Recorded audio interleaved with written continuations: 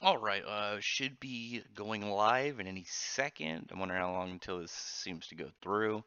As always, I never actually know how long it's gonna go to set up, but hopefully it's working and I can pretty much start sending out a couple links and start chatting, see if anybody shows up for this week to come talk about manga and anime and whatnot, and just having a nice conversation for about an hour. So what's up, Maverick? How's it going? Just getting everything set up. What's up, JK Network? How are you guys today? Let's get another stream set up. I gotta post real quick. Link on Twitter. See if anybody, other people want to come hang out.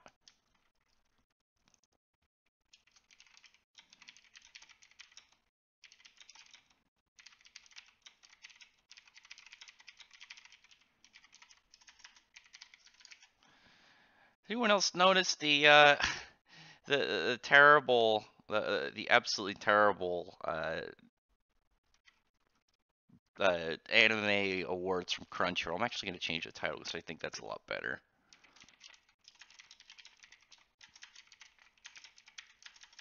Oh my god, if my cat would stop pressing buttons on my keyboard.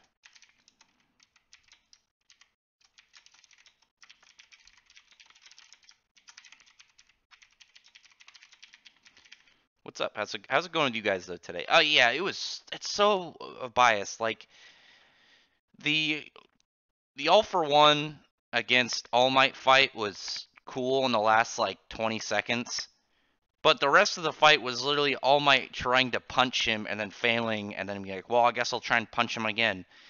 And it's not. I don't even put that in the top five. Like the fight with um the fight with Yami versus Licht, I think was better. Like it was a pretty cool fight. You know, it had some good, nice music, had some really cool flashy scenes and fighting choreography. But I don't know how My Hero Academia beat like you put My Hero Academia like okay, yeah, it beat Black Clover. Like I think the Black Clover fight was a lot more.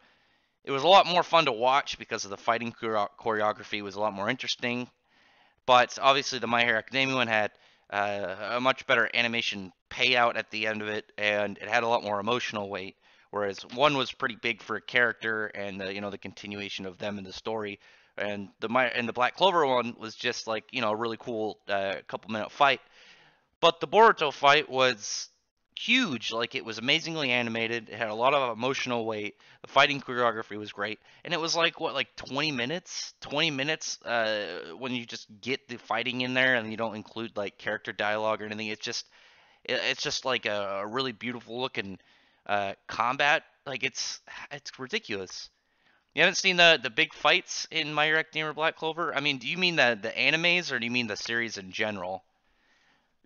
Oh, okay. I think I know what you mean by now. Yeah, I mean the All Might versus All for One fight was interesting. Like it's fun to watch. It was cool in the manga. Obviously, we're talking about the anime awards, but it was cool to watch. But it beating Boruto's fight was ridiculous. Yeah, you can tell there's a lot of bias in those awards. Like the fact that Goblin Slayer isn't on a single category when Crunchyroll themselves put out a list in the period that it was out. It was the most talked about series, like talked about new series of last year, and yet it wasn't even in one single category. It wasn't in one category, and like I'd have to look back at like what, like best girl, like how is the priestess girl not in there? She's like one of the she's so talked about amongst like people online. Like I don't think she was even like dethroned as like the new like best girl, like in terms of like brand new. Like the only character I think that recently that's like pushed her away is Raftalia from, because Rising of the Shield Hero is now the big hypeness of the season since Goblin Slayer season ended, and somehow My Hero Academia takes so much. Like it's ridiculous. You can tell there was a lot of bias. From what I remember, the categories or the nominees for the categories are picked by the Crunchyroll staff, and it's not like voted in. I can't remember where I read that from, but I think that's the case. Which, if so, is completely ridiculous. Like you're gonna have you're gonna have an award show based off popularity, but you're not gonna include actual like viewer based opinions, you're just gonna what go with your own. Okay, cool guys. It's silly. It doesn't come off as an award. It just comes off as what did the staff like the most, which is dumb.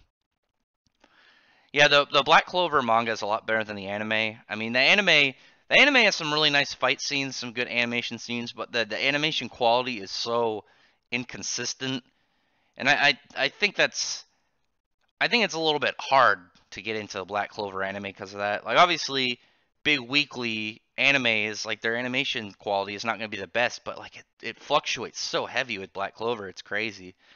Oh, did you do one on the article, like the incident with people trying to say that Deku was a racist because he thought Piccolo was a villain in Jump Force? Like, come on, that's stupid. Oh my God. How did Dragon Ball Super win best long-running series? I don't understand that. Like Dragon Ball Super, until the Broly stuff, it was just doing the exact same thing. Like everything from Dragon Ball Super up until the Broly movie, it just does the exact same story. I don't know. I haven't. I've been really annoyed with Dragon Ball Super. I've talked about it a couple times before, um, but just the fact that they just recycle the story and the plot, it's just the same thing. I like what they did with the Broly movie. I like what they're doing right now in the manga.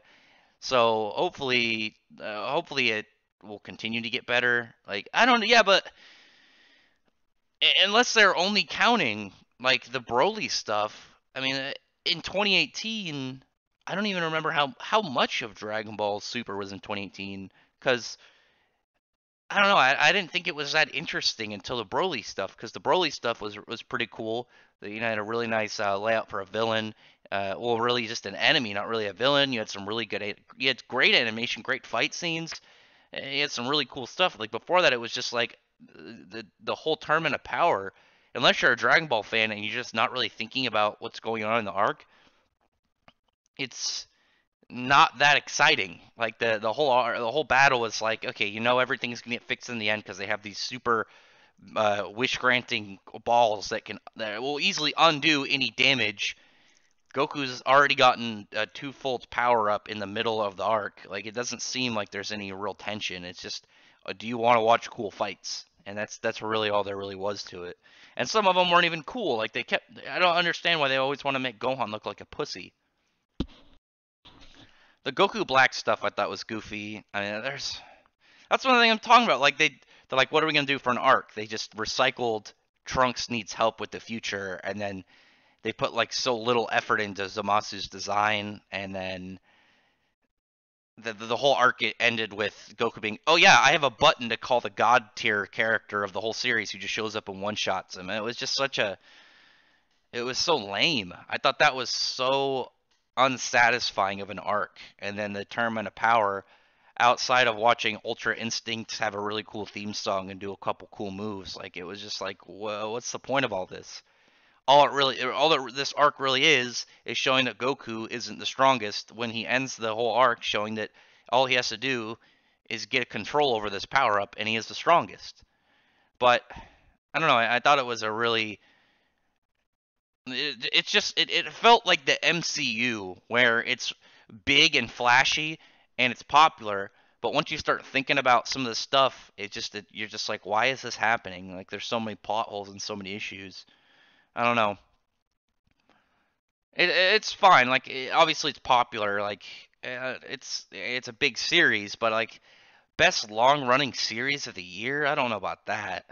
But it's fine. I mean, if it's just on votes and popularity, obviously it would win because of how popular it is. But I wouldn't give it best ongoing anime. I would much rather give it to something like obviously. Well, I can't really use Yu-Gi-Oh because each season is different, so it can't really tie in. I can't really compare the current series and say, well, it's related to the original and GX and 5Ds and everything. I don't know. Just give it the thing. I don't know. I think that I enjoy DC a lot more than Marvel. Obviously, DC's had some fumblings with their movies, but I think given Aquaman and Wonder Woman, they've got their flow of things now. Because what people forget is the first couple Marvel movies were not very entertaining. Like Iron Man is only cool at the start because you see him in that cave do all this cool like engineer stuff, but after that it's just kind of boring. And then I don't know, both of the first two Hulk movies were pretty lackluster. But you know, whatever. People can like what they want.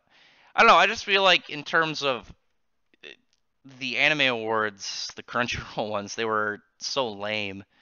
I don't know. Justice League had no chance because you had Joss Whedon take over like near the end and then rewrite most of the movie and then push in a bunch of his style of scenes. So you had this movie that felt like it was a Frankenstein of a movie because you had the dark, gritty, serious bits from Zack Snyder mixed with the jokey sitcom banter from Joss Whedon, and the movie just it didn't even feel like it was its own movie. It felt like two movies mashed together, and I thought that hurt the movie a lot. But I think the DC movies are going to be a lot better moving forward, and I think the Marvel movies are going to get a lot worse moving forward. Well, yeah, but the MCU, I still like with Captain Marvel. I think it's going to go south really heavy, and the way that Brie Larson talks, I have no hope for the future. The fact that she's like white men have to take a back seat for these movies, and that she doesn't want white men like reviewing the Captain Marvel. It's not a movie for them. It's just like, why? You're destroying your own hopes for the movie, and then they want to make her the face of the MCU for the next part. Like, I lost interest for anything after Infinity War as soon as I figured that out. As soon as that was revealed, like I'm fine with just ending it there. I'm fine with ending it with Thanos winning. Like in my mind, I could have it just be he wins and they recover and they learn to live in that world again, and Thanos wins, and I don't have to meet Captain Marvel. Like, why would I want to? Captain Marvel fucking sucks. I don't know, but we're getting distracted and talking randomly about Marvel and DC instead of manga and anime.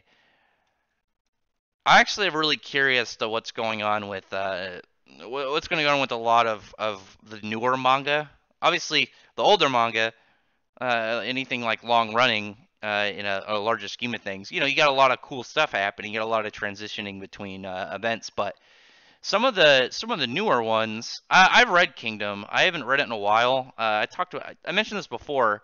I got caught up, and then like it just I never liked reading the series on a weekly basis, just because it feels like one of the series you should read in chunks, just because some of the chapters feel so fast paced, and it feels like you just read like 16 pages of a character is just getting riled up to do something in the next chapter. It's like a hype like build up one, but it feels so much more like you're just reading a part of a chapter extended out. But that's the way that the series is built. I'll probably read it when it ends in a couple years and just binge read the second half, because I read up to, I think the writer said that he was halfway done. So, and that was like 500. I think it was like 400 and something. I don't know. I'd have to go back and look. But yeah, a lot of these newer series I think have been really interesting. I'm very curious at how exactly these new series in Shonen Jump are going to do, because now it's digital. I don't imagine their cancellation and early accessing rules are going to be as strict. I think they're going to be able to get a little bit darker and a little bit more serious, given Chainsaw Man and Howard Naguma. Look over at Gambler's Parade. Obviously, it's not Shonen Jump, it's Shonen Magazine, but just the way that series feels, it doesn't feel really like a shonen, which I think is pretty cool. Obviously, I like shonen manga. Yeah, I like Vinland Saga. I'm just behind. A lot of the monthly stuff, like Vinland Saga, I like to wait for it to stack up, because a lot of monthly series don't get the same translation speed as a lot of the big weeklies. So it's easy to go in and check to see if something shows up, and then it's late by a large margin, and then you forget about it, and then like you don't realize it for a while. Like I'd rather wait for stuff like that to to stack up, and then I read it in bulk. Like I waited.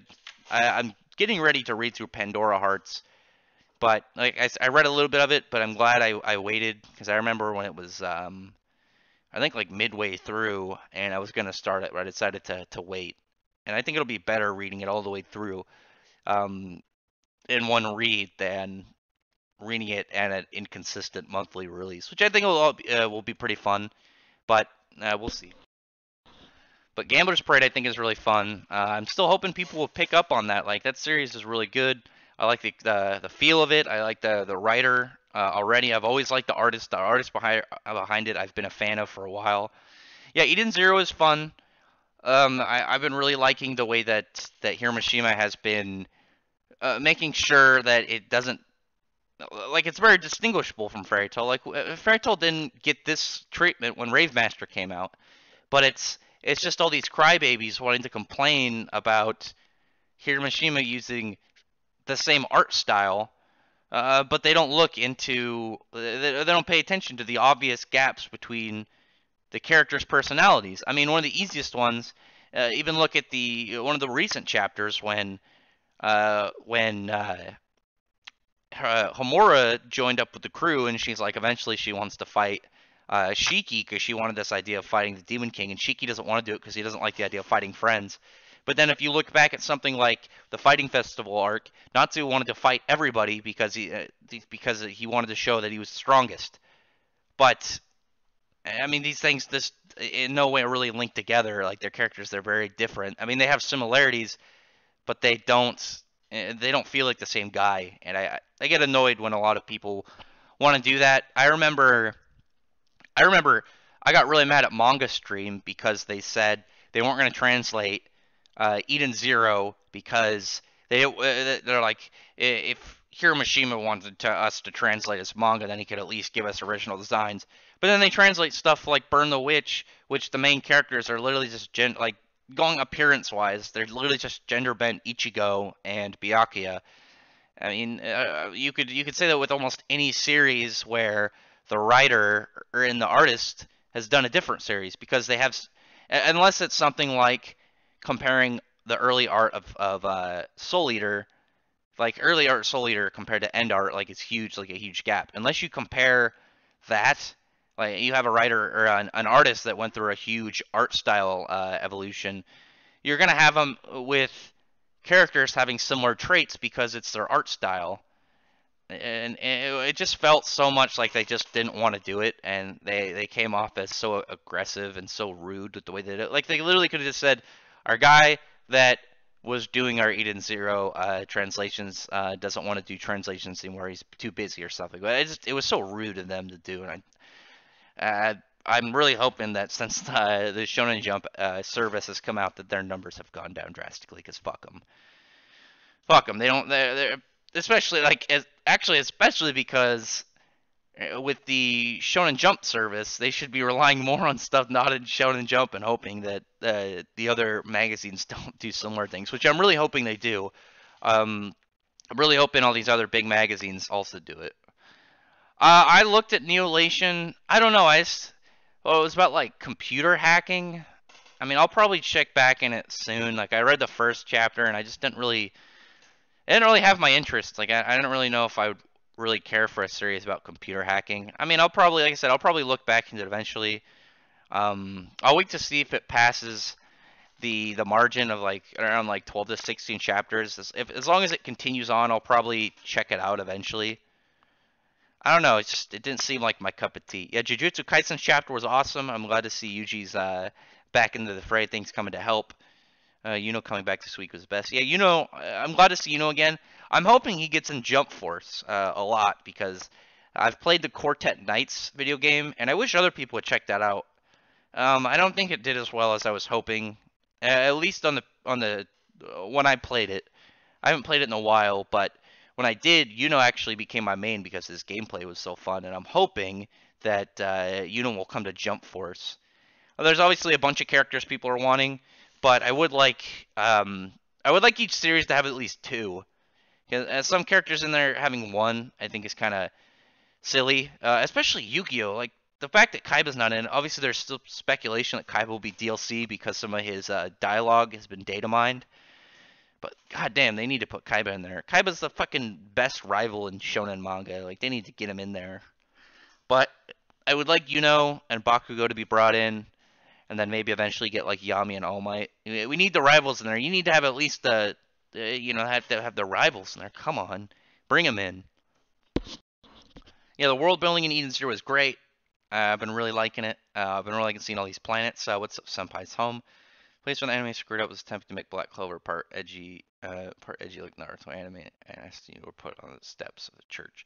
Well, that's where it's always had a little bit of dark, serious parts. It's not like Black Clover is like super carefree. I think the problem was having the My Hero Academia fan base so adjacent to it, because I talked about it a little bit before. The My Hero Academia fan base, I feel bad for the nice portions of them because it's become such a toxic fan base. Like, I haven't seen any other fan base done so many different terrible things in such a short span of time. Like, they've sent Horikoshi death threats. They're like calling people, they're like saying, well, Deku's a racist now because of something he says in Jump Force. They like cry about stuff in the anime, like when they made that one chick's boobs like slightly bigger. They cry about like what's her name, Momo, wearing revealing clothing on a cover picture. Like it's so bad. And then with Black Clover, it was so weird because suddenly my hair like Black Clover was getting called this Naruto clone um for having similar feel to Naruto, but so did My Hero Academia, and My Hero Academia is much more Naruto feeling, and somehow like it was like, oh cool, this series feels like Naruto. I'm gonna enjoy this, and then Black Clover was like, this feels like Naruto, I hate it.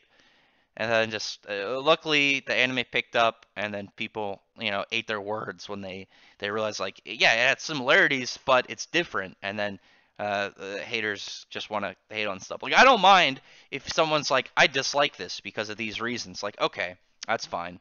If you have an actual reason of why you dislike something, go ahead. You have a shown reason of why you don't feel like something is for you.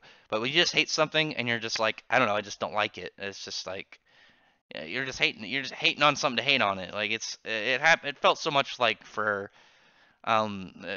Black Clover especially. Like it feels like that's still sometimes with Fairy Tail. Luckily, Fairy Tail's popular enough that people don't really give a fuck of what some of the haters say. I mean, if you just you're like I don't like shonen friendship stuff. Like okay, that's fine, whatever. You just want to fucking bitch and complain while at the same time liking other like big shonen that does the same thing, then yeah, go fuck yourself. I don't know. Real quick, if anybody hasn't yet, I really appreciate it if you are unsubscribe to the channel to subscribe and thumbs up the video. Would really appreciate it. If you guys could give it some thumbs up. Let's see. Do I have any? Oh, Telehim or what is it? I'm trying to figure out how to pronounce your name. Tehillim 29. What character do you plan on mating in Jump Force? Obviously, with the background of mating Yugi, setup combo master. He definitely has the coolest moveset in the game. I'm still getting him. I'm still getting his style down. I'm getting a little better at it, but it's gonna be rough because he seems like he's very much about like setting up combos. Obviously, I've been getting better at him, but I think I've been telegraphing some of my stuff too easy. But do I plan on doing a review or stream of Jump Force? I did one the other day. I did a short one. I might do another one tonight, where it's just like maybe I play a couple games with some people or play online. It's a fun game. It definitely needs. I do wish that they didn't have the character creation and instead they just took all that time and effort to put in more characters. Like I really wish they did that, and I wish that well, I don't care about the cutscenes. I just wish there were more characters. The only character that is not in the game, that if he's not in the game, I will be legitimately disappointed, is Kaiba. Kaiba I really want to be in the game. But there are obviously other characters I want in the game, but Kaiba's the only one that if he doesn't get in the game, I will be disappointed. Because if Yugi wasn't in the game, I'd been like, whatever, it's fine. It's not a big deal. Like, it probably would have been weird incorporating his playstyle, like, fighting-wise into the game. But they got him in the game, so they should be fine getting Kaiba in. Like, I'm hoping that it's going to be in there. let's see. Like if I say oven for parking, there's always about 10 people thinking I'm serious. Yeah. My Hero Academia fan base is weird. Yeah, pretty much. I mean, My Hero Academia is fine. Like it's an enjoyable series, but the fan base is super toxic right now. It's pretty toxic. Let's see. Black Clover community is chill. Yeah, the Black Clover community is chill. Like every fan base has their own bad portions. Like the One Piece fan base is very obnoxious about sales. Naruto fan base, very similar, but for anime popularity and how they get like fights. Bleach's fan base is very smug because Bleach doesn't have a lot of uh, jokes in it, and it tries to be a little bit more serious than a lot of the other big shonens. Fairy Tail's fan base is a bit lewd. My Hero Academia is pretty toxic. I haven't seen anything really with Black Clover's yet. I don't know what the toxic portions of Black Clover's fan base will be. I haven't seen any yet. Is the thing. Like it's not. I don't want to sound biased. Obviously, like I said, Black Clover. It's one of my favorites. Like, but I acknowledge where the Fairy Tail fan base has its bad eggs. But I haven't seen anything with the Black Clover fan base yet that has seemed toxic. Let's see. Boruto really had won the fight. Yeah, I don't get how they didn't. How I don't get how Boruto didn't win Fight of the Year. That was 100% ridiculous. Like it was it's a long fight, but at the same time, it what didn't feel dragged out. It felt very natural. The animation was great. The fighting choreography was great. It had a lot of emotional weight. You got to see Naruto and Sasuke fight together. You got to see Boruto, get the torch passed to him. There was a lot of really cool parts to that fight, and somehow My Hero Academia won with a fight that was like 3 minutes of them throwing punches. Been subbed because you're my hero. Thank you, Senpai's Home. Appreciate the support. How's your channel been doing? I saw I checked a couple weeks ago. I saw your channel spiked. You went from like a couple hundred to like a couple thousand. Good for you. I haven't gotten any big spikes yet. I'm still sitting in the same area. Not a big deal. I appreciate my subs, and I don't really mind if my channel blows up or not, or ever like takes any like big leaps.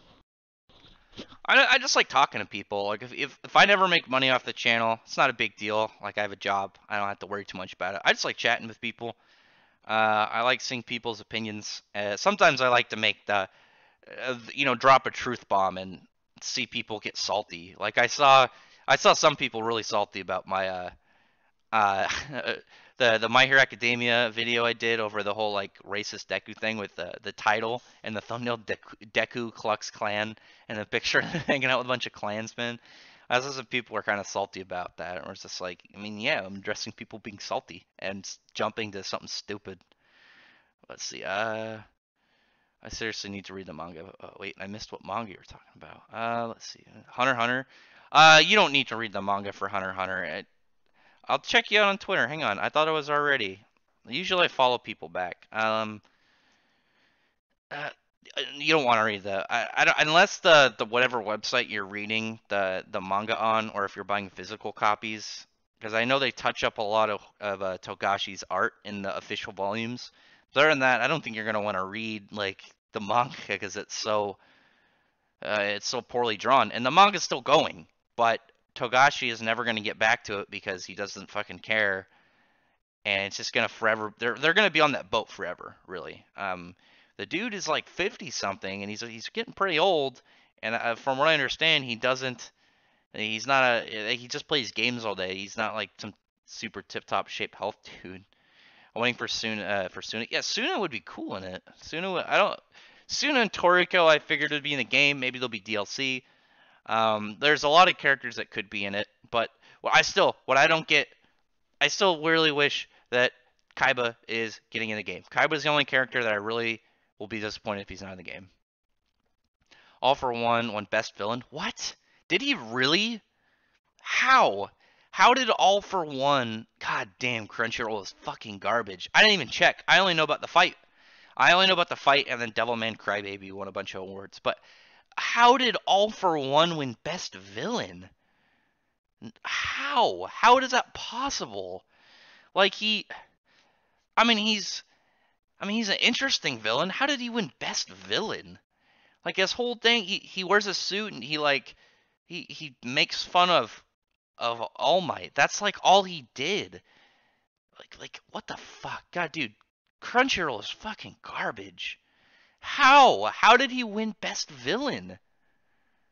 Oh my god, that is fucking trash. The toxic portion of Black Clover's fan base is where they accuse others of being My Hero Academia cards. I can kind of understand some of Black Clover's fan base being annoyed with the My Hero Academia fans. My Hero Academia fans want to start shit all the time. And that's just canonically factual. I mean, that's just 100% true. I also enjoy how Boruto came to appreciate. Yeah, no, it was a very emotional fight because it was where Boruto really started to turn around, and you saw like he didn't really see like he looked at his dad really as just like this big desk dude who ignores him a lot to do work, and then he saw how powerful he was, and like you realize like he doesn't just become this strong out of nowhere.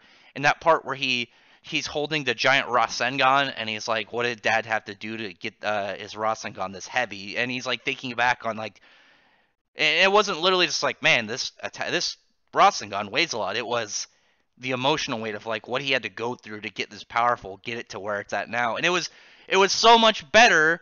It was so much better than fucking the other fights. Like, it's serious. I'm not even a big Naruto fan. Like, I enjoy Naruto, but there's no way Naruto shouldn't have won, or Boruto. How did it win? How? Hold on, one of my friends just came on. I don't think he knows that fucking All for One somehow won.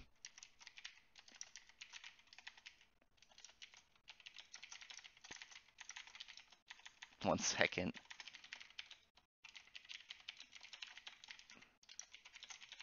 That's fucking garbage. Like, come the fuck on. Oh my god. I'm wondering who's gonna win for this year then. Like, Jesus Christ. How does All for One win? They're so fucking trash. Like, it's so silly. Like, how the hell? Let me see. Let me catch up real quick. Talks. I always say. Oh yeah. The old saying one series is greater than the other. That's just always been a thing. That's just a lot of the time it's friendly banter, but some people take it too seriously, and instead of just being like, "know you," and then like starting like a little battle of like showing scenes from the manga or the anime, or trying to like argue characters which one's better, they get really triggered and they just want to be like, why do you have to validate your series over mine? It's just like, dude, it's the internet. They're just trying to talk a little shit. Calm down. Let me see what else back. Keep on being you, Rex. That's what separates you from other manga channels. Yeah, I don't want to try and I don't like to sound like I'm better than other people. The only thing I like to say that I think I have over a lot of channels is I'm very honest. I don't care about trying to I don't care about trying to get on a train of something just for views. Like, if I don't like the topic, or I don't like the series, or I don't like something that happens, I'll make it very clear. Like, I've talked about before, if I wanted just to get views, I would just make a million One Piece and My Hero Academia videos, which I don't, because I'm pretty casual when it comes to both of them. Like, I've only been reading One Piece for I think 8 years or something, and then My Hero Academia I've been reading from the start, but I enjoy so many other series far more than them. Like, yeah, I don't know.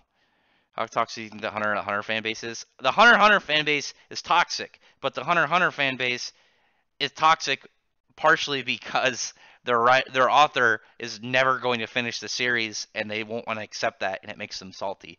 But it's easy to take down a My Hero or a Hunter x Hunter fanboy whenever they want to be like, Hunter x Hunter is better than your thing. It's just being like, well, at least my thing is still it comes out regularly. You just get them with that. Speaking of Deku, have you seen the Imagine? Yeah, it's of Trump. Are you thinking of My Hero Macadamia, where he's Mike Pence and All Might is Wall Might? Yeah, I've seen that. It's pretty funny. Um, Deku won Best Boy, Two Heroes won Best Movie. That's Best Movie. I'd have to look at what other anime movies came out last year. Deku winning Best Boy is trash. There's no way he's Best Boy at all, at all. Best Boys of the year. Asta's I think still is much better than him. But if I had to give it to Best Boy of 2019, for an anime, like you're gonna think that I'd give it to one of my main series like Black Clover, Fairy Tail, or anything like that. No, I'd give it to the Goblin Slayer because the Goblin Slayer is legitimately a hero. When you look at something like the scene where he talks about how when people were like, why don't we just why don't you take your talents to do bigger things instead of killing goblins? And he's just like, if no one's going to kill these goblins, they're going to keep killing other people. And he looks at it, he's trying to help people while focusing on the genocide of goblins. How did Goblin Slayer not win Best Boy? Or how? I mean, it's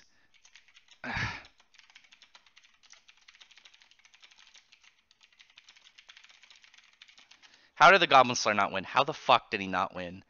Oh my god. How did Goblin Slayer not even get on there? It's so stupid. What's up, Sheridan?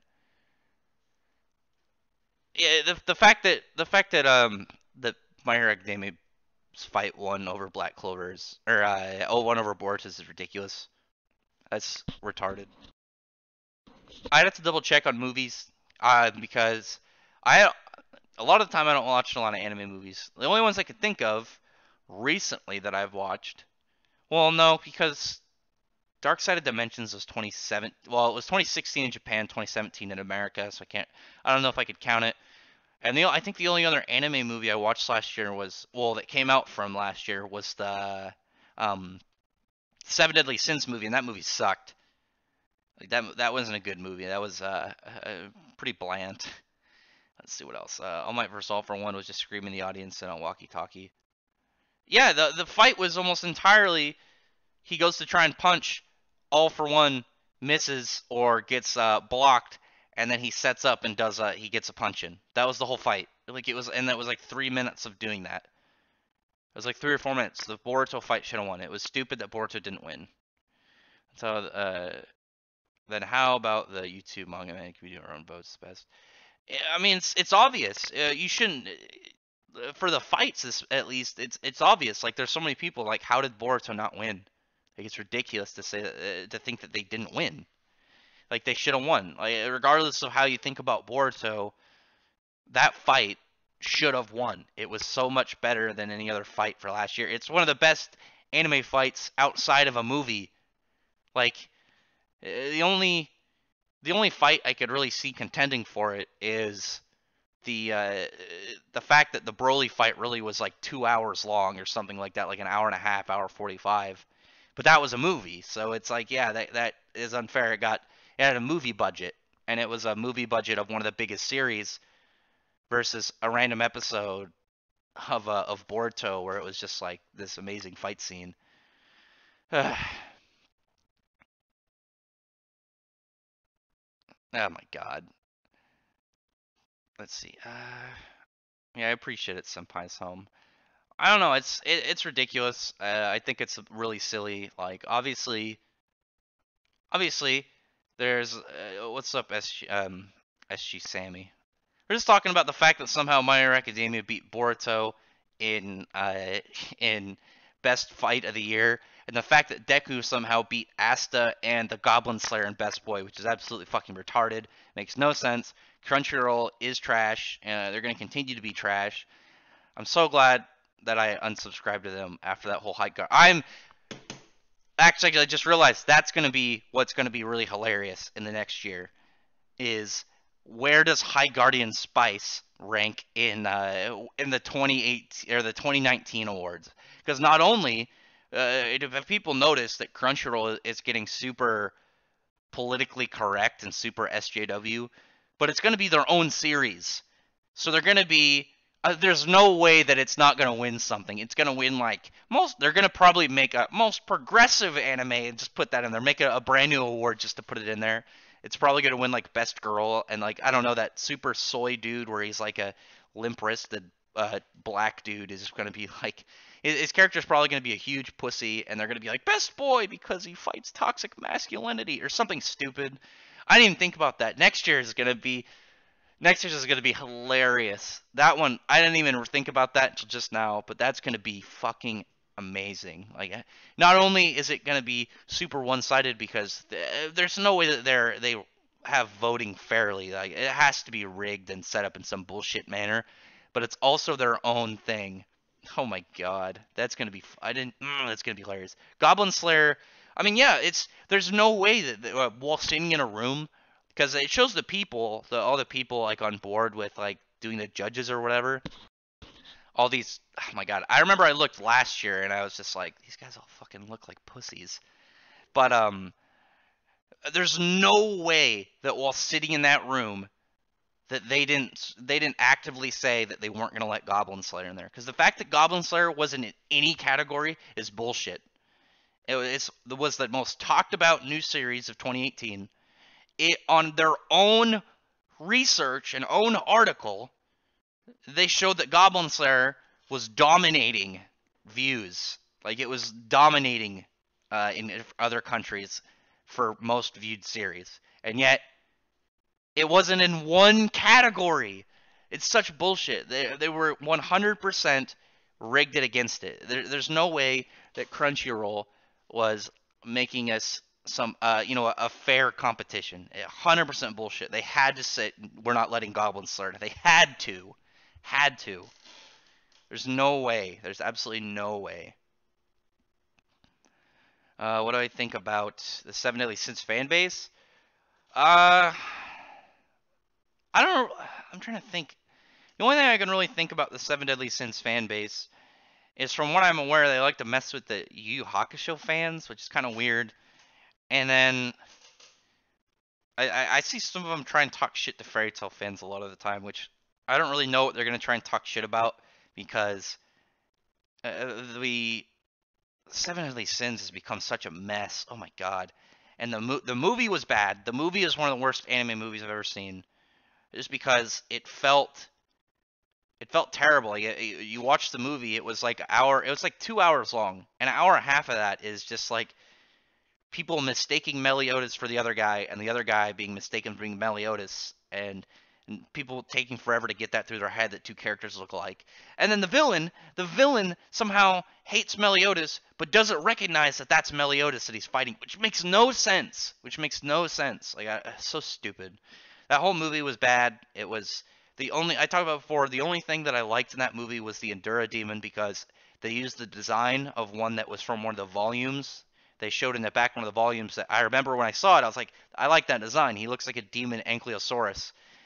I think that's the name of the dinosaur. And then he had him in the movie, and it's like, oh, cool, I get to see this design do stuff. And then that was like the only thing. That was the only takeaway from the movie that I had positively.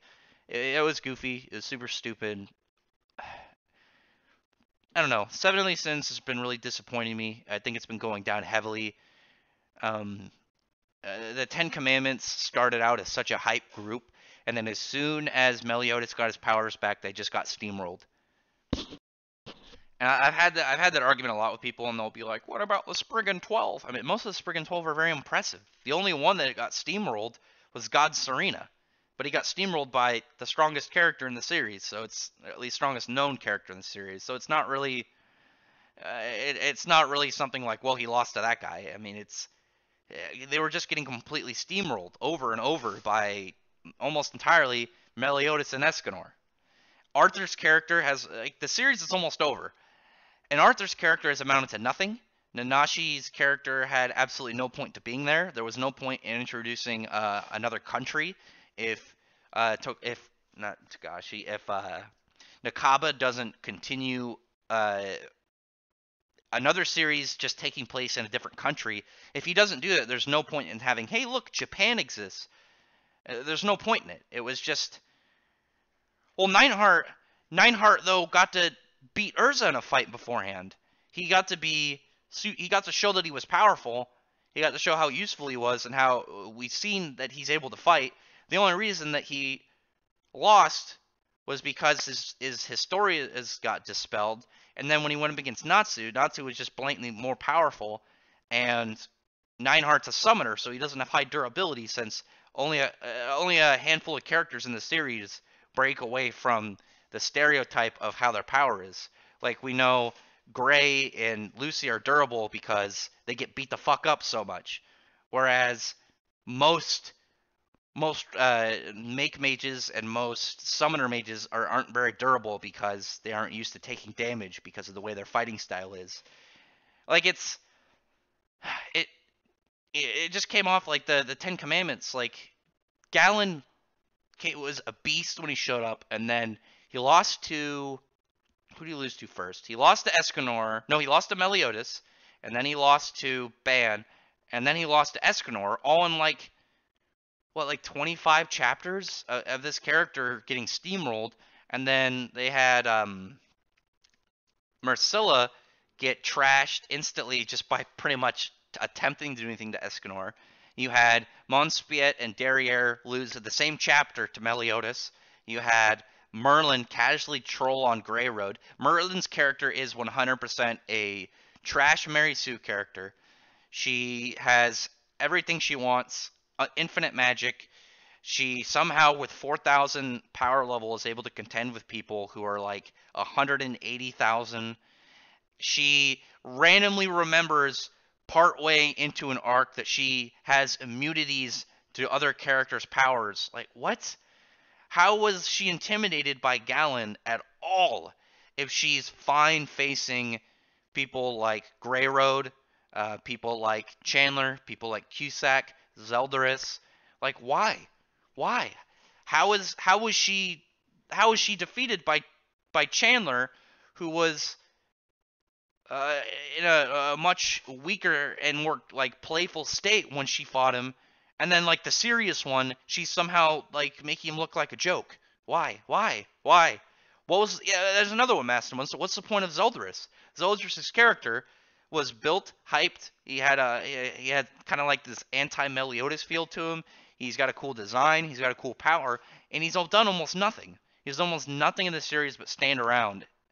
It's stupid. Like he just recently got to fight a little bit, but any of his fighting so far just further hurts any continuity or any continuity consisting in the series because he was 60,000 power level, and then he's fighting with all these other guys.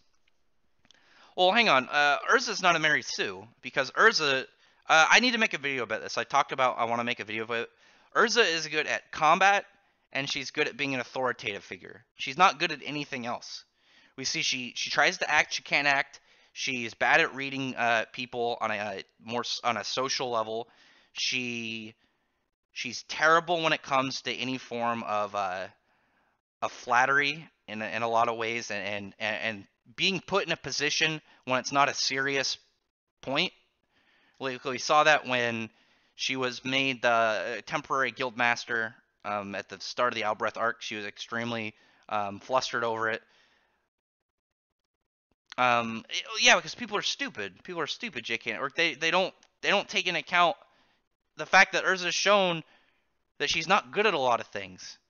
She's good at combat and she's good at being an authoritative figure. That's all. Like she can't do a lot of things. Like it's been made apparent. She almost dies in the Tartarus arc from Mard Gear because and Sting and Rogue were only able to show up and help her, which they would have been there earlier and to help everybody and bring Sabretooth along, but they couldn't read Urza's fucking terrible handwriting, and character almost died because of it. Like she's not a Mary Sue. Merlin literally is a genius. She's got fucking Batman levels of pulls anything up out of nowhere, but she's not like Batman where he's been honed over years to be like this super prep character. Merlin just is great. While at the same time, encounters with said characters or weaker characters, somehow she's like stumped on what to do. Like the way that it is, how did she not instantly look at Hendrickson back in the first arc and just like snap her fingers and have him defeated? If she's able to contend with Chandler, Cusack, Zeldaris, Grey Road, how was Hendrickson ever a threat at all? It makes no sense. It makes no sense. Let me read back a little bit. Thing is, when Piccolo first turned up, his character was a villain. Yeah, it's the fact that the dude who was originally designed to be a villain, he looks like a villain. He was a villain when he first showed up from being spawned of another villain. Deku sees him and says, "Oh, he might be a villain," and people are crying about it. Oh my god, like it's stupid. community has done their own awards. Yeah, I mean, that's what it basically felt like. The anime awards, like a lot of it felt like it was just the My Hero Academia fans choosing.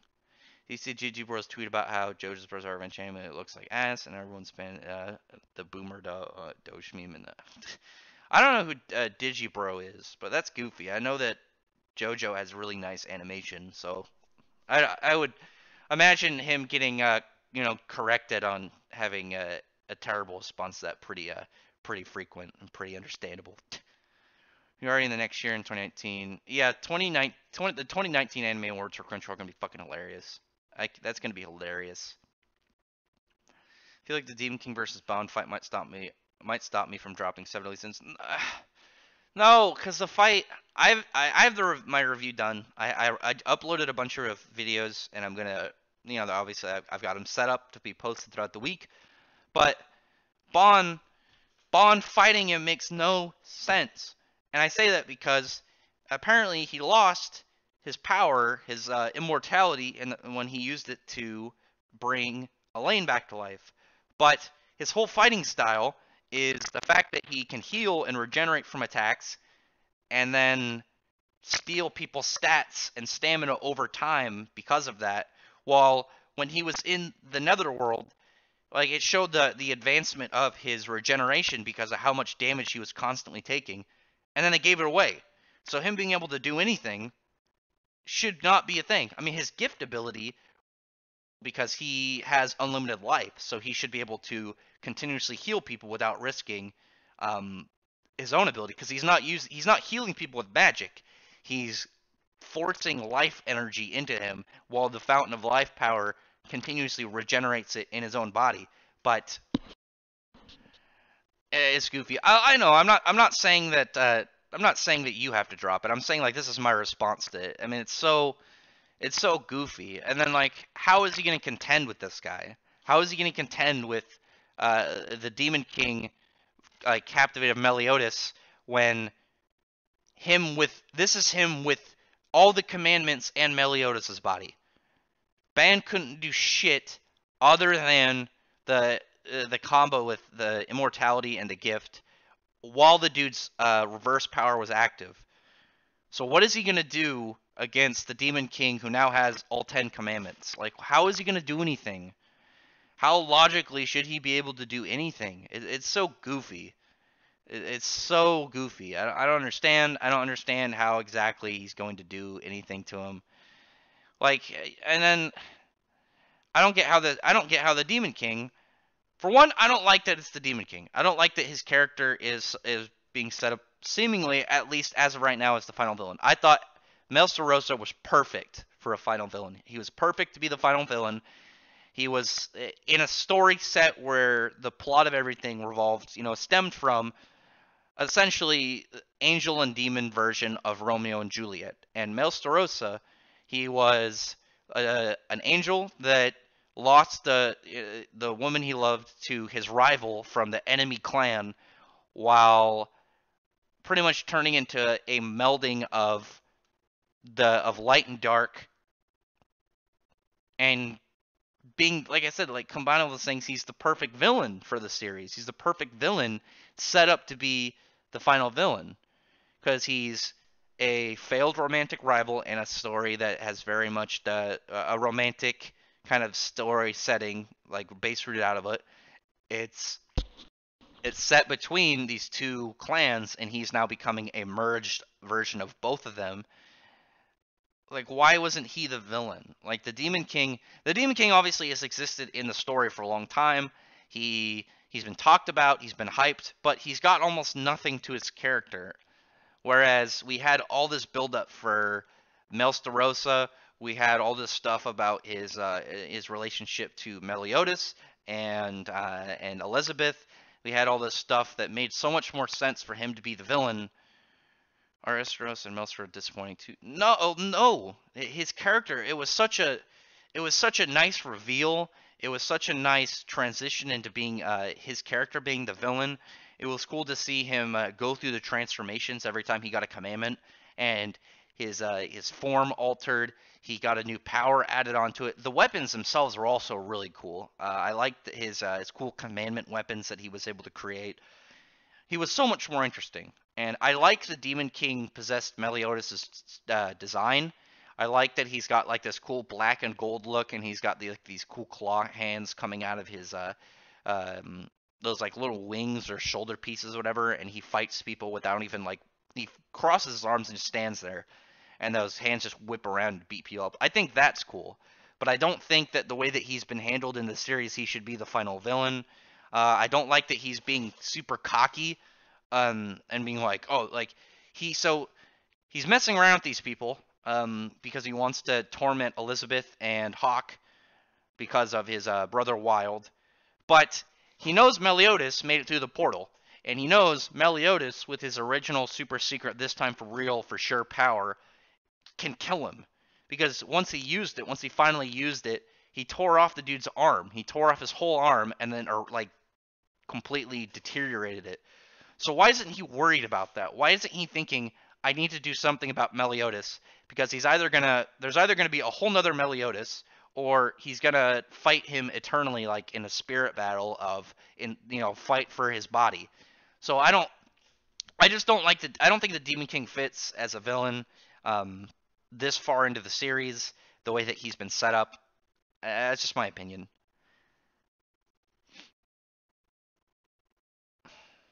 I mean, the Goddess Clan. What was cool about the Goddess Clan being built up actually as the villains is people didn't expect that. They assumed that the demons were evil. The way that the humans all talked about the goddesses, they seemed like they were good, and they the obvious kind of feel of angels and goddesses, like they're good people in a lot of people's instant assumptions mind. And then it was kind of like the way that they were pretty much using humans to try and win the war. They were using them as like expendable soldiers and making it so they couldn't feel pain. That way they, would keep fighting for their own war. Like it was interesting the way that it was kind of being set up. And then now it's just the Demon King is like, haha, I 4D chessed you guys. Like, it's just my opinion. I just don't like where the series is going. Like, the only series right now that I'm really disappointed in their direction are Seven Deadly Sins and My Hero Academia. I don't like what Seven Deadly Sins is doing on a large scale, and with My Hero Academia, I just don't like how Deku is being kind of turned in. Like, he's pretty much the Avatar now, and a lot of the other characters are gonna slowly become useless, and I just don't really like how that's going. So basically, the Demon King is the Kage. Yeah, I'll put up my video probably dinner tomorrow because since I'm so behind on Seven Deadly Sins reviews, but I say that he's pretty much the Kaguya, but the difference with Kaguya is she was kind of built up a little bit and then kind of showed up to be a villain in a similar manner, but at least there was parts to her character that really at least were developed. I mean, the Demon King literally just feels like, haha, I'm a bad guy. Like there's nothing really to him, and it's just boring. What's the difference? The Demon King was hyped up for a while.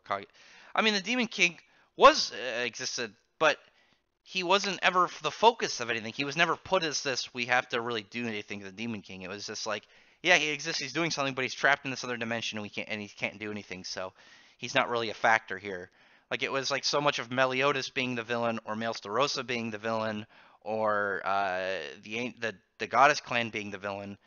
I mean, it's just.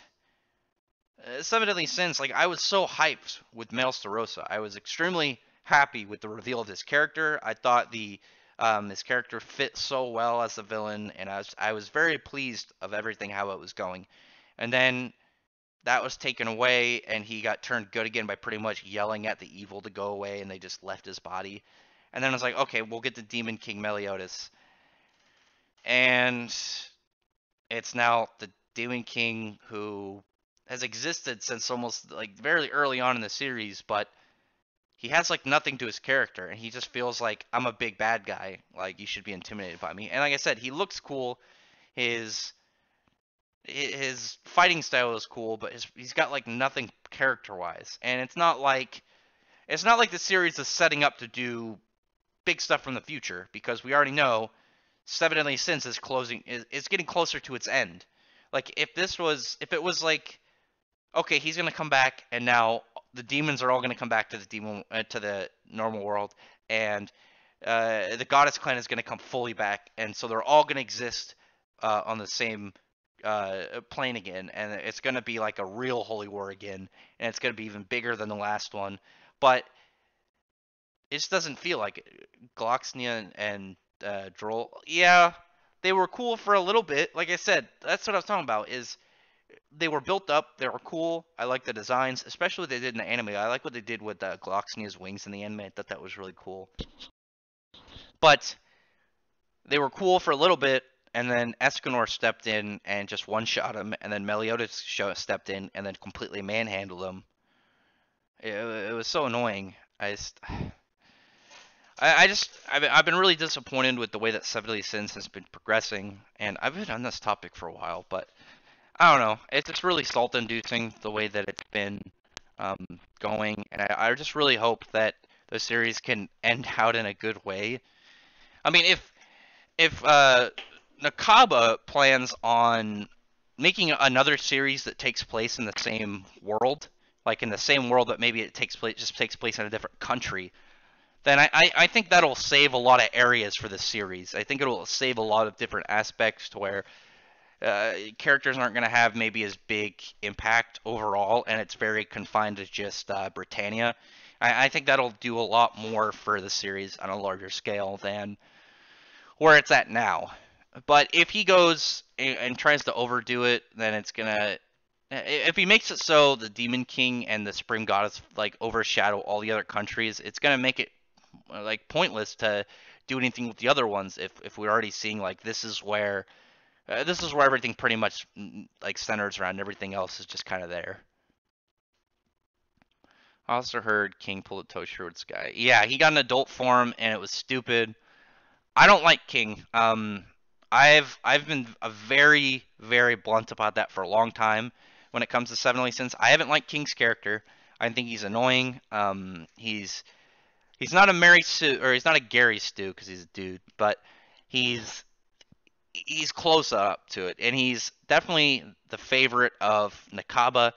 And he just gives him all these free power ups, and the fact that he went against commandment empowered fallen angel Maelstorosa, and then just made him look like a joke. It's it's much worse than Toshiro's, because he gave him a mullet and a pompadour, and then had him completely manhandle the villain. To where it wasn't like with Toshiro, where it's like Toshiro made him stronger, or it's very time limited. It's now permanent, to where King has only gotten the thing that Seven Deadly Sins annoys me on a lot of things is their power ups they're way too big, they're way too constant, and they're permanent. Because there's a huge difference when a character gets a temporary power up to where it's very situational. Take for instance Natsu and Etherion. He ate a piece of Etherion and he was able to beat Jalal, but that wasn't his actual power. That was a temporary power up he got at the time. Or something like Deku with Eri on his back, and he was able to stay in 100% and pretty much show what show his potential of what he's capable of at the moment with the 100% of One for All. But Seven Deadly Sins is like, all right, we're just gonna boost the character. We're gonna give him we're gonna take him pretty much, move him multiple tiers off of a power up that just we're gonna get out of nowhere, and then have him manhandle the villain, and then the next arc will repeat it. Because that's pretty much what's happened. That happens every single Seven Deadly Sins arc, and the fact they're permanent leaves very little weight to a lot of the characters, because it's not like for say when we saw Natsu fight Zeref and he had the Igneel power up, right? So he had a temporary ability that he was only able to use once that he was saving. So it's like, yeah, look how powerful he is right now, but he's not going to be able to use that in the next fight and the next time he fights. Whereas Seven Deadly Sins is just like, yeah, they're fine. They've got it all. They're not going to have any problem with it. The Seven Deadly Sins is so inconsistent and terrible with power levels. It's honestly, I think it's worse than Dragon Ball. I think it's worse than Dragon Ball when it comes to consistency with power levels, because Dragon Ball stopped flexing power levels a long time ago. Seven Deadly Sins still does it, and they're still super inconsistent and terrible. I mean, yeah, they're eating the mushrooms, but it's not like they lose the power. They stay that way. Like King went, so they have a power level system If you and King was like 4,000, and then he pretty much had a dream. He had a vision where some guy like showed him how to was it like have restraint and like curb your anger, and then he went up to like 20,000, and then actually no, I think it was 40,000, 40 or somewhere between like 40 and 50, and then he pretty much was like, I have to save my friends, and then like became an adult at a, like he just powered up, became an adult, and then his power level was like 200,000, where it's like you're just gonna pull this every time. What tension is there? Like, there's a difference between a temporary power up because you don't know when a temporary power up's gonna happen. You don't know how it's gonna occur. You don't know how long it's gonna last. But when you just give them a power up and say that's your new power level, go forth and do things, it just makes it just takes away so much impact. I just think that's goofy. Like Meliodas got so many power ups in this series. Like he started out, he just had the broken sword. He's like, all right, I'm gonna use a twig now, and then he gets a short sword, and then he gets his actual sword, and then he gets his actual powers back, and then he's like, I'm gonna become emotionless, and then he got assault mode, and then he's got commandments, and then he's got his own secret super special power, and this all happens like in very short spans of each other. It's very goofy.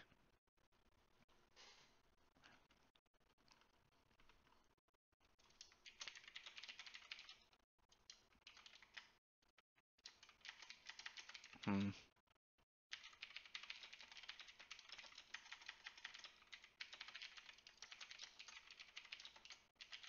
1 second. I don't know. What do you guys think? What series have you guys been really kind of like thinking about a lot lately, and like what ones have been bothering you? Like I said, the only ones that have consistently bothered me lately are Seven Deadly Sins, just because some of the direction that it's going, and and My Hero Academia because Deku is pretty much becoming the Avatar. Not a huge fan of that, but some people obviously like it. It's not a big deal, but it's just my opinion. It's about Neo from Toriko. The original Sinner was super. This original Sinner was so disappointing. Oh my god. Original Sinner got he got fucking pushed by King, who was like 30 miles away, and just threw his spear at him and was fighting him from all that range. And then the second uh, male showed up, he just one shot him and killed him, and that was it. That was it. And he did like nothing. I'm super confused about when it comes to that whole character between Cusack, Chandler, and the original Sinner is Chandler was the most impressive when he showed up first. And I liked it better when he first showed up because he showed up and he was the spellcaster who had all these really cool different spells. Like okay, he had full counter. He's got like these cool energy beams. He's got absolute cancel. He's got like body control stuff. He can make he dropped a meteor shower on him. And then he's like, all right, I'll get serious. And then he just pulled out a sword and started swinging a sword around. Um, and then here's Nakaba foreshadowing their Endura forms. And then he doesn't do them. He just combines them together. And then it's the original Sinner, who doesn't look like either of their other two Endura forms. It was just so goofy. I much would have preferred their Endura forms rather than or the original Sinner. I don't know. I think he's just trying to wrap stuff up a little bit because he hasn't done like anything with the Endura forms. Like he only did it in the flashback. I don't think any characters have done it in the present storyline. I don't think so. I think it's all been in the flashback, back before the Demon Clan was all sealed up. I don't know. I talked about it a little bit. Yeah, Chandler was impressive at the start when he showed up because he was just this cool spellcaster, and then he's just like pulled out a sword and he's like, all right, I'm just gonna swing a sword around. And then Cusack did almost nothing, and then neither of them really did anything when it came down to it after that point, and then they combined and did almost nothing even more. Deku get the thing about Deku getting all these powers is he's already very powerful. He's already one of the strongest students, and that's only with being able to really use 20 up to 20% at least of one for all without starting to get dangerous for him. Like it adds durability, it adds speed, it adds he figured out how to do ranged attacks. He's physically strong enough to one shot most other characters in the series, because a lot of the characters in the series don't have abilities that will increase their durability. A lot of them don't have something that will just increase stats all around. A lot of it is just like more trying to use their ability in a specific way. Whereas obviously super strength and the way that it is increases him in a lot of different areas, and that's only where he's at now. And the solution to that was to give him more powers, especially because the thing that makes him different, or the thing that kind of like makes it harder for him, is he's very close ranged oriented, and there's a lot of the bigger characters in his age group are ranged or very mobile. And the solution for him at first was like, okay, shoot style, and then he's got the air pressure attacks, right? Um, Hang on a second. Um, and then they gave him the black whip, where now he's super mobile, and all he has to do is grab somebody with that, and then he can one shot him. He can one shot almost all it. He can one shot most of the characters in the series, and there's only like a few characters in his age group that he can't take out in one hit because they have a way to try and counteract the force. Like Todoroki can make ice, or Bakugo can create an explosion to kind of soften it. And he's got more coming up. And what makes me even more frustrated is Deku could have learned a martial art or got some fighting tech. And because of the Two Heroes movie, Horikoshi paired up Deku with not one, but a second girl. Obvious potential shipping there. Pairing up with a second character whose whole thing is, I'm really smart. I know how to make tech. And one that was very specifically, is like, I made this gauntlet for you, or this glove, that you can use 100% 3 times before it breaks. And instead of giving him more fighting tech or doing anything with this character who's able to do this, he gives him more powers. He just gives Deku more powers. Why? What it should have been, I gave a little bit of insight on my opinion at least, of what I think he should have done. He should have made it so One for All was having problems, and it's because all these other powers are kind of stemmed in it because the way that the power works. And he has to give the extra ones to somebody else. So he could strengthen other people, like all the other main characters, to where they can kind of catch up with him. It is on break next week. My Hero Academia is on break next week. What's up, Andres? We're just talking about Black Clover movie would be really cool. I would just be curious of whether or not it's canon or not, because obvious the quality of a anime movie seems to be a lot higher when it's canon. But what was I saying? It would have been cooler is if Deku had to give the extra powers away instead of getting them for himself. A way that he's pretty much trying to unclutter One for All, because then other characters could be like, okay, now I have a second power, and they could kind of advance themselves with this and kind of catch up, become more useful. And it would be kind of cool to see him kind of form his own like special crew, because the way that it works, it maybe even just giving it to him temporarily. Giving Deku all these is, all at once is, well, not all at once. He's only got one right now, and he doesn't know how to fully use it. But the fact that he'll eventually be able to have all these at once, there's no character in the series that's going to be a threat to him, because we already know that All for One, he's on level with All Might, or at least All Might and him were equal to each other before All Might, obviously became weakened. But he's way more ranged, where All Might was very close combat. So if he's able to get the gap in and land those heavy hits, it's gonna do way more damage to him, because one of them is way more durable, while the other one is a ranged kind of fighter. So his body, like, he's not used to taking as much damage, say, as somebody whose body is way more durable. But so Deku, with just the strength version, should be at least that, and we know it'll be more because it gets stronger as it passes on from person to person. But now he's going to have all these other powers on top of it, and it just seems like it's going to be too much. It's going to be way too much for him. And all the other characters, they're not gonna be able to compete with him. It just seems like Deku's gonna be too powerful. I think. Yeah, I really would be like if Asta got some extra powers on top of whatever he has. Like if they gave him the power to teleport, just cause like it would completely void out what it exactly his ability is. Needing to be close range. The new chapter of Witch Hunter has only 12 pages. I'll get back to Witch Hunter eventually. Hmm.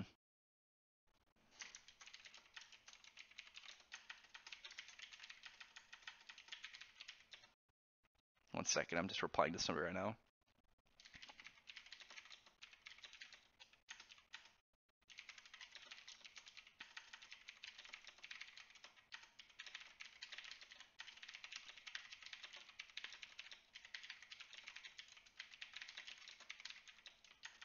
1 second.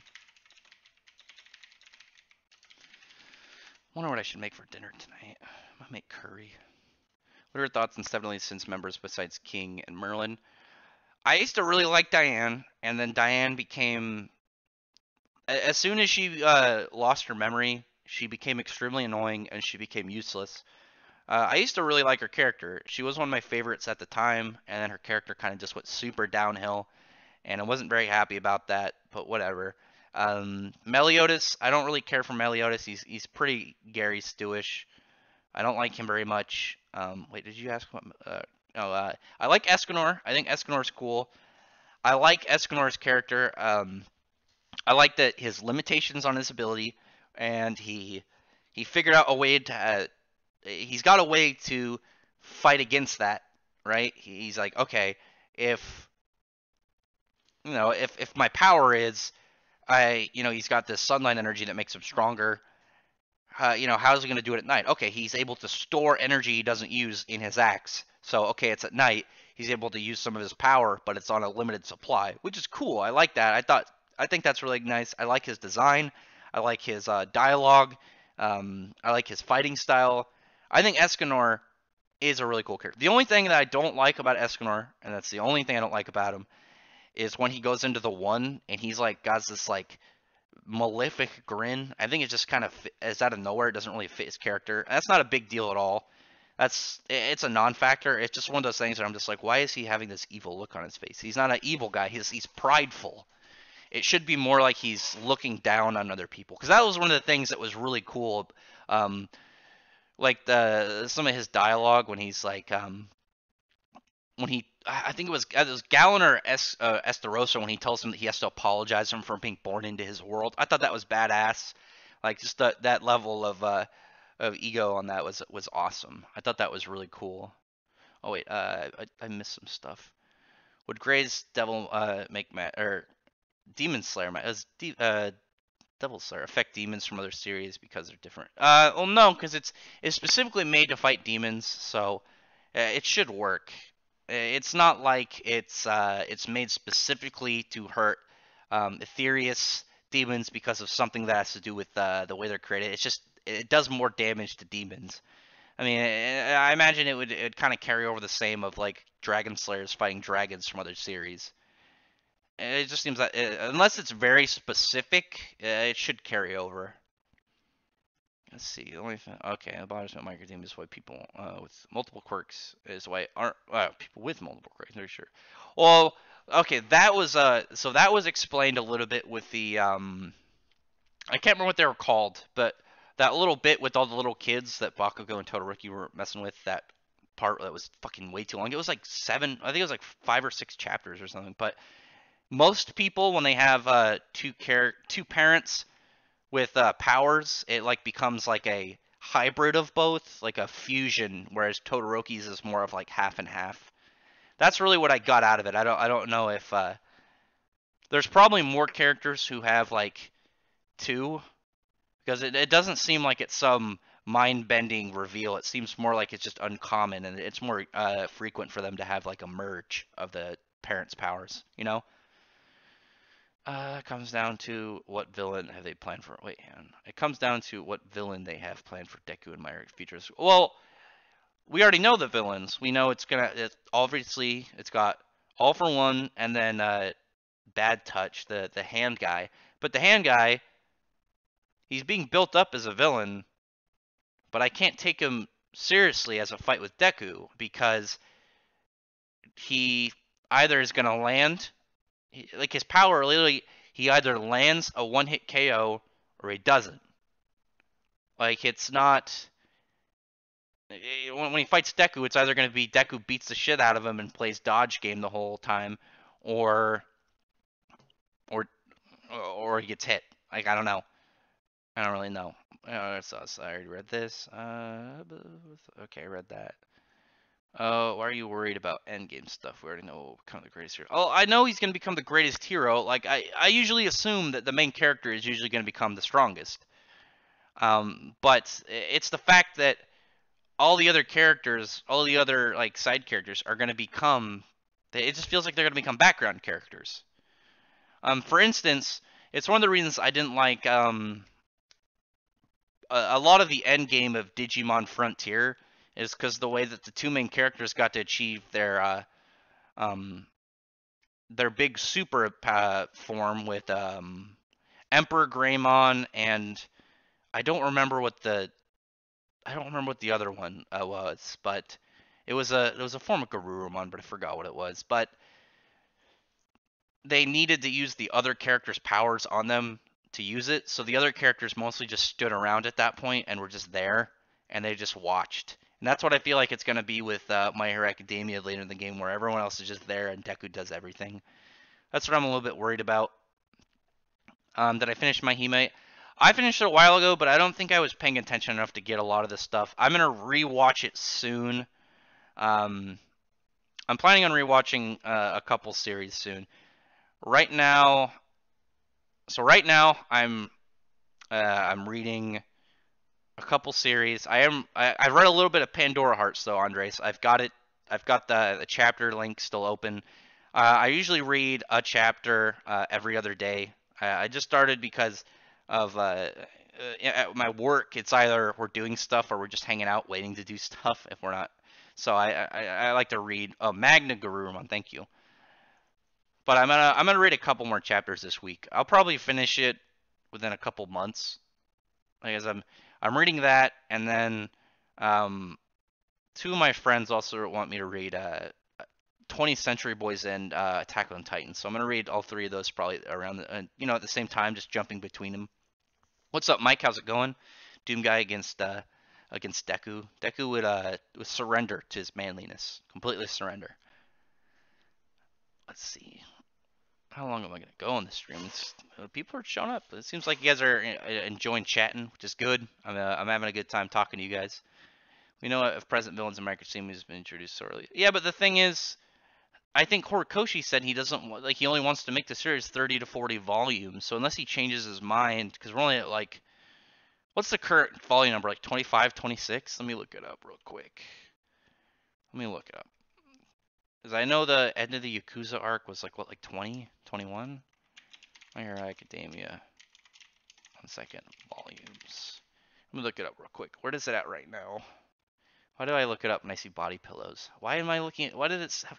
I don't know. I don't know why it showed me body pillows when I asked to fucking look at volume covers. Let's see. Volume 22, I think? Yeah, 22. So 22 was recent, so what we're a little over potentially halfway. If it's to 40, we're a little over halfway. If it goes to 40, I mean, he could obviously extend it out. Like it's not impossible. I know Fairy Tail originally was supposed to be 20 volume or 10 volumes, and then because of popularity, extend it out further. But I'm just assuming that he's going to stick to around that number for right now until he says otherwise. Obviously, he says otherwise, then things change. But I don't really know exactly what it's going to be. I know I looked up. Literally looked up My Hero Academia volumes, and it showed me a toga body pillow. I don't even know how those really kind of like. Well, you looked at that, so you must want this. Like, come on. It's because I looked something up. Doesn't mean I want to see the body pillows of it. Quit it. What else? Yeah, the current arc for Black Clover has been heat. Yeah, it's been Black Clover has been on fire for like this whole arc. I've been really liking its Honestly, I usually like it every week. I don't remember the last time I read a Black Clover chapter and I wasn't happy. But like this whole arc has been pretty intense. Like it's been great. Like almost every single character has got like a spotlight moment. Like they've almost all got moments to do something and grow as a character. And I think that's been great. Like this arc has been fantastic. I think it's one of the better arcs in recent shonen manga. Like it's got great action. It's got all this cool character development, like all these nice reveals, like world lore explanation and building. Like it's just been great in so many ways, and I thought that's been fantastic about it. Hmm. Oh wait, what part were you talking about? Oh, do you ever care thoughts on Ban's character growth? I don't know. I think Ban's fine. I'm just a little bit wondering of what he's gonna do. I'm more curious of what exactly he's going to do since he's apparently lost his immortality. Obviously, it's been nice to see him grow as a character. That's fine with me. I don't dislike his character. I'm just questioning his logic right now of what he's doing. Reading sequel to Birdie the Mighty. I have only watched the anime. I haven't read the manga. But it's always been one of those ones that I always remember. So I'll probably get to it one day. It's definitely ones that I don't look at and be like, hmm. No, I was just busy, Andres, because it was during the period that I was moving. Like I've been living in my apartment for a little bit under a month now, and it was yeah. Are you going to sleep or something? Senpai's home. I'll stream for a little bit longer. I'm wondering if I should go to the store. I might go to the store. I want to get a new mouse. Mine's click button is starting to wear down. I've had it for like 6 years or something, 5 or 6 years. So I'm thinking about going to get a new one. Um, the best new gen. Oh yeah, the current arc in Black Clover I think is the best rookie arc, definitely. Like the best series of in terms of like big, brand new, shiny. Like I can't count Eden Zero. Like well, Eden Zero hasn't had any fire arcs yet. Like they've been enjoyable, they've been fun, but they haven't been any fire arcs yet. But I think that this arc for Black Clover is one of the best arcs in recent shonen, for sure, definitely for sure. It's been really good. It's done a lot for the characters. It's had a lot of really iconic, like fun moments. This is gonna be an amazing arc when the anime gets to it. And it's weird because I just realized how close the anime now is to the manga, and I'm wondering what they're gonna do. So I didn't really think about that too much until just now because they're getting ready for the Royal Magic Night exam. They're like what, like 100 and like 105, 106 chapters or somewhere, and we're at 193, and they cover like 2 chapters an episode, and it's every week. So they're gonna have to have a.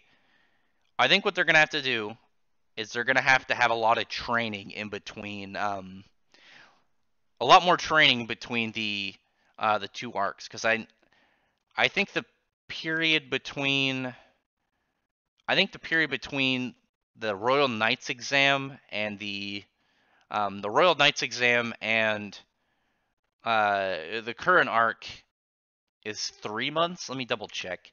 It's either a month or 3 months, and then I think the gap between. No, it's the gap between the the volcanic spring bit and um, the whole bit with the volcanic spring and the Royal Knights is 3 months because Asta spent that time training to use his anti magic form, right? I'm double checking right now real quick. Like Clover, looking it up. Hold on. I'm very curious about this. Usually I'm good at remembering time frames of like time skips and stuff. I'm pretty sure it's something like that, like 3 months. They'd be able to probably show um more of a like lengthy points because like I don't think people complain that like it shows the characters getting better at their abilities and like progressing and whatnot. 1 second. I'm trying to look up.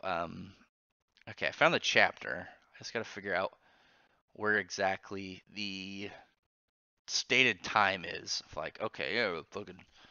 I think it's 3 months. I think it was 3 months. Asta says he'd been training it. I'll look for it. I'll have to look for it. I'm pretty sure it's 3 months. So you'd be able to use a pretty good amount of time to like try and build a gap between the anime and the manga at that point. I think. Thoughts on Gowther and Elizabeth from Suddenly Sense? Gowther. Gowther has been interesting because I haven't really thought negatively of him. I think he's more interesting than a lot of the characters, though. I think he's all right. Nothing, nothing really stand out, but he's been fun to watch. It's kind of like the way he reacts to stuff and he tries to like understand other people. I think is kind of interesting. Elizabeth, I don't really know. Um, the thing about Elizabeth is for a long time I really didn't like Elizabeth because she just was that like stands in the back, doesn't do anything character. Pretty much becomes a damsel in stress, and then she's like revealed her whole like goddess powers, and then she became like this really good healer, and then like at the um start of this the Holy War, she like made what was that or not really the start the encounter with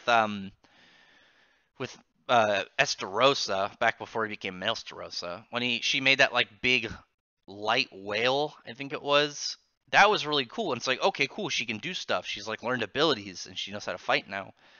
And then she just hasn't really done anything about that. I'm just my opinions on Elizabeth. I think are more mixed because I can't. It feels like Nakaba doesn't really know what to do with her a lot of the time because he can't really put her into the fray. I think I don't really understand what his overall plan to do with her. A lot of the time is. So how much do you remember? Who did you put Mayan Makoto against? Uh, See, that's again. I don't know. I'm gonna rewatch it. I'm gonna rewatch it probably this week. Um, I'm probably gonna try and get to watching an episode a day. I found a much more comfortable place to watch it because before it was loading really slowly on a couple sites. But I found the sub version on a YouTube channel. So I'm gonna probably watch an episode a day. Up and coming, maybe 2 episodes a day. Luckily, I have a lot more free time right now because I just started my new job. I'm pretty comfortable in it right now, at least comfortable enough that I'm not like running paranoid on a lot of things. So I'm gonna like I've been telling. It's not just you, Andres. Like my friends have been wanting me to read manga. They've been suggesting. Like I've been putting off a lot of stuff and then um, trying to get back to it. But I now am in a much more open time to get to series. So probably by next week I'll be probably done with about half. I'd say about half of My Hime again. So don't worry.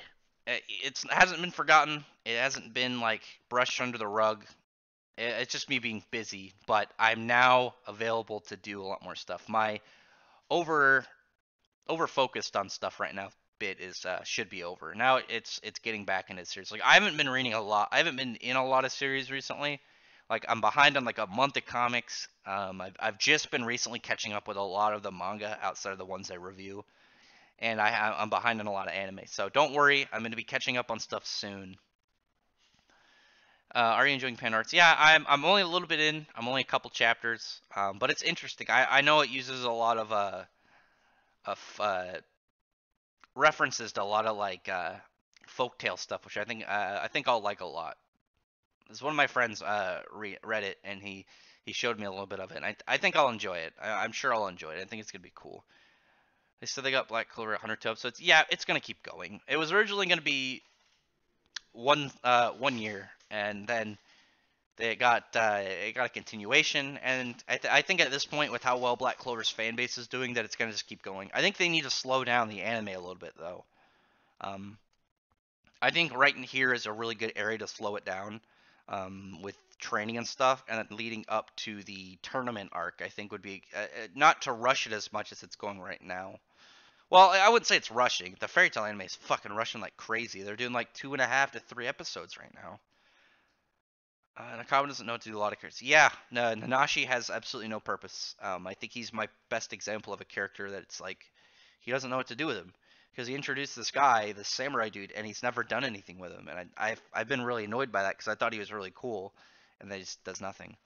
YouTube is not a place I would suggest due to necessarily edits done episodes. You think so? If I see anything like blaringly obvious, because a lot of the smaller stuff, like people don't notice a lot of the time, and depending on what they do, but I'll figure it out. Like I know how to internet at least enough. My cat would get off the fucking keyboard. Stop it. Thoughts on the Straw Hats? I mean, used to like a lot of them. I used to really like Sanji. Sanji used to be my favorite Straw Hat. He's become a little bit of a joke. Chopper has become almost nothing more than a cute icon, even though, like, I'm not against characters being like cute mascots, but Chopper was introduced like being useful, and he had like he had his own stuff. He kind of got to be their Hulk with his Monster Point, and then once that went away, it was just like he could control it just fine. It was like, well, what does he have now? Nothing. The only thing he really has now at this point is he's got the very what is it the fluff point or whatever, and he gets like a really strong defensive form. Other than that, really, what's he gonna do? Nothing. Cat, would you stop laying on the keyboard?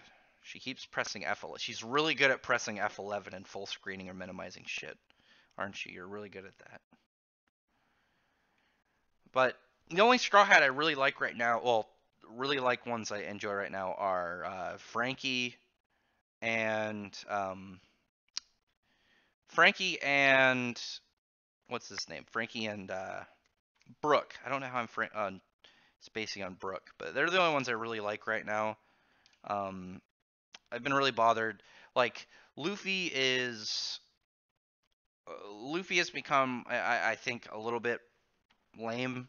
He's thrown a lot of the character development away that he got during the time skip and resulted in his brother's death. Um, I just don't really care about his character that much. Nami became almost entirely a compass. Um, what else? Zoro's becoming way too much circle jerked by Oda and the fan base. Like he hasn't really. When is he gonna actually get challenged by anyone? That they've been in the time skip for like 6 years. It'd be cool if there was a time skip. I think it will be a time skip. I think after this arc, there's going to be a short time skip. I still believe that. I still believe that this is. I still believe this is going to be the end, essentially, of part one of Black Clover, like the first bit. It feels like it, and knowing from what Tabata, he's really likes Berserk. I still think this is going to be a little bit eclipsy. Maybe not with rape, but ending with a fair amount of death and loss. But I could be wrong. We'll figure that out. Witch Hunter's new chapter length disappointed to me. It depends.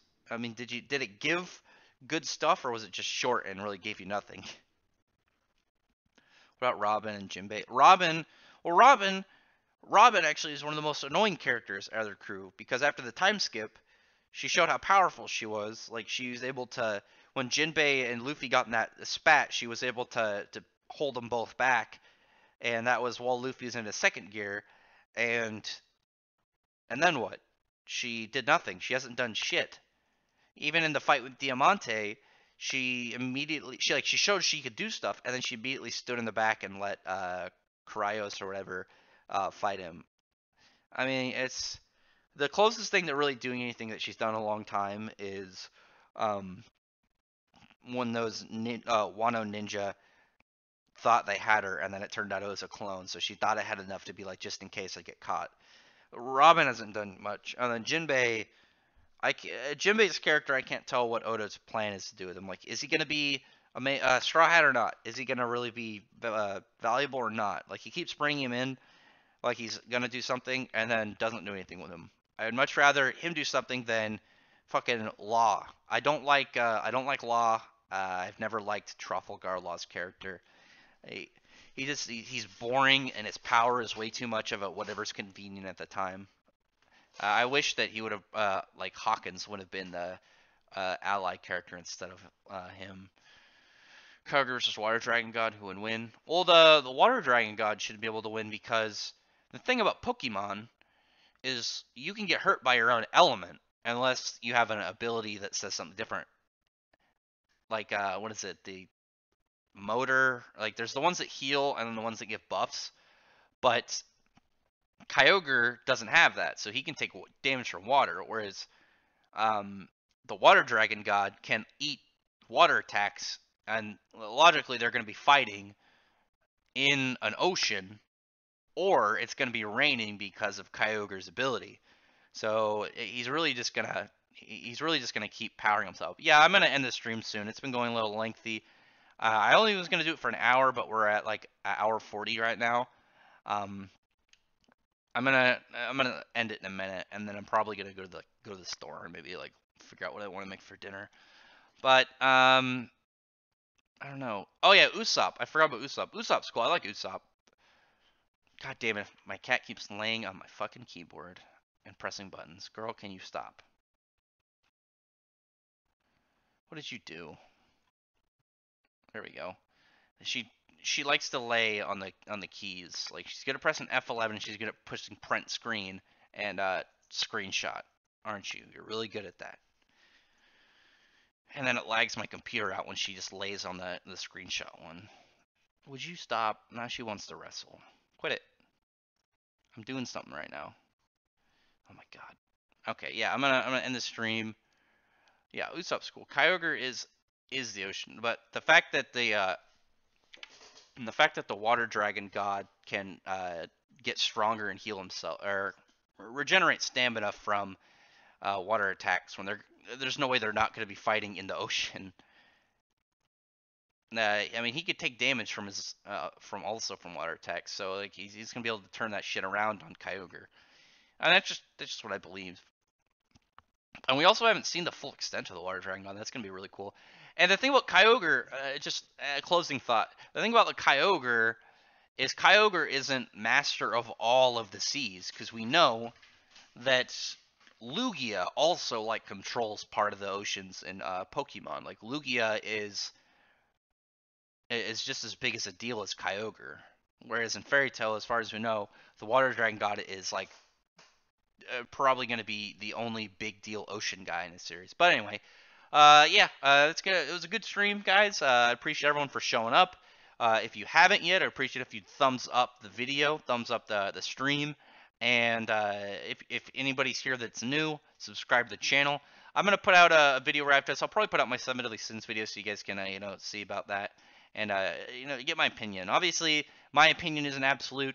It's just my opinion. If you like what's going on with Seven Deadly Sins, go on. I won't stop you.